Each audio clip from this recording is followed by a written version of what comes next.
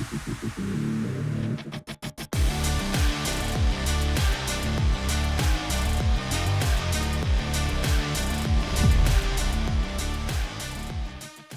everyone, welcome back to Talking Hidden Treasures. I've got a great update to you today with Nicole Brewster, CEO of Renforth Resources, and we're going to talk about the Surimeau resource sale right now. I was just wondering, Nicole, give us an update. What's going on in your world? Hey, thanks, and nice to meet you, Patrick. Surimeau, we had a very exciting drill season. We wrapped, and we're awaiting results, which actually have started to trickle in, but can't talk about those yet, need all of them. However, we did see visible mineralization in each hole we drilled, the western end of the property. The interesting thing was this was the highest priority mag and EM anomaly. We now know that the reason it's such a serious anomaly is much more occurrence of the graphitic shale mudstones.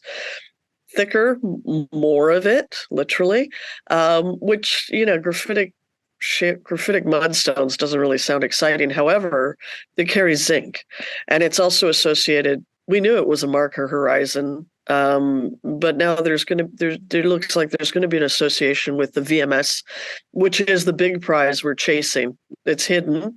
We're hunting. It's a hidden treasure we're hunting, but stay tuned on the VMS. We now have data from 3 different areas of the property. Each one is about 4 kilometers apart. Dr. Franklin's waiting for the data to start his work, which is to try and vector in on where the hidden VMS could be. But I do have something exciting to tell you if you got a second. I do. Please share. All right, let's do it. So we people might recall I've spoken very little about lithium at Surimeau. We know it's in the sediments near pegmatites. However, we're also sitting on, which is unusual, the sediments. It's in the sediments because lithium's mobile and it can move, so it's probably leached from somewhere else.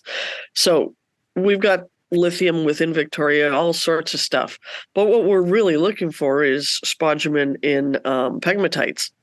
So we have lots of pegmatites on the property. Most of them have never been looked at. Most of the property's not been looked at. And our own prospecting has been limited to where we can access using trails and roads. So to facilitate the drilling in earlier this year, the geologists had to go up to flag the bush because they have to put up flagging so the guys that go in and chip all the trees know where to stop and start. It's literally that simple. But the geologists also inspect the site and do a few other things. But I said, well, while you're up there, how about you do some prospecting for lithium? And they sort of agreed, but once they got up there, it was clear that while in Toronto, we didn't have that bad a winter, at the site, they had a lot of snow this year. So the guys had one day where they dug, and they took 2 samples. These 2 samples ended up giving us pegmatite solely, and pegmatite mixed with granite in the other one, and elevated rare earth minerals as can be detected using an XRF. You cannot detect lithium, but you can detect the other rare earth minerals. So that is super current.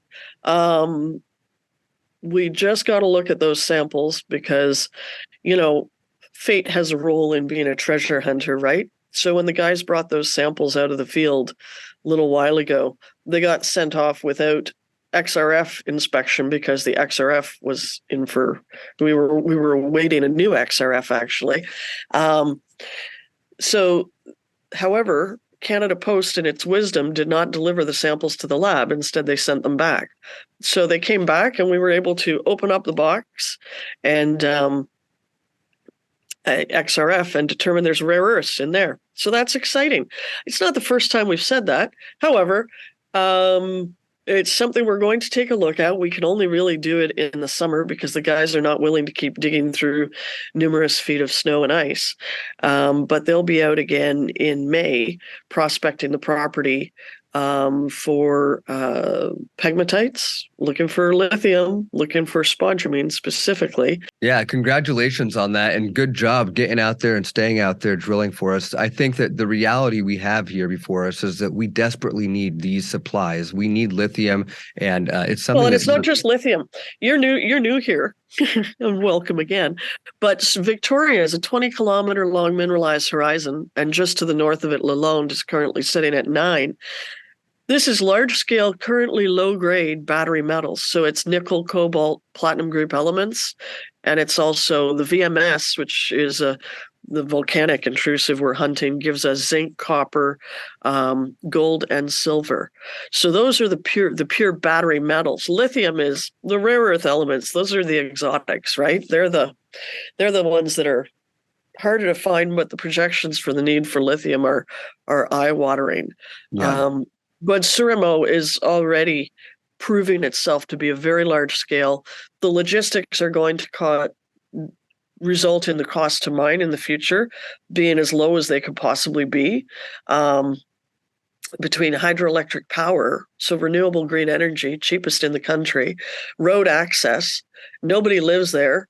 There's no particular water bodies of note. So it's a very good setting, and it's in a mining camp.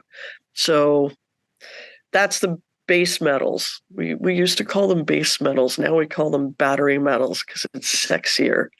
But yeah, the need for those, they're crying about the need for copper. I was reading headlines. It's looking, a lot depends on China, right? The market heaves and froze based on what China's growth outlook looks like. But you've got India coming along, which will overtake China. So world's still growing, and it still needs the base metals. Then it needs the battery metals, which are the same thing.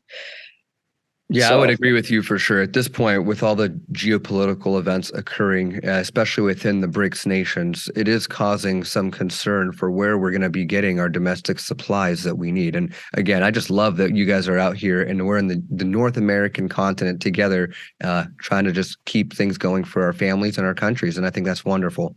So thank you so much, precisely. Nicole.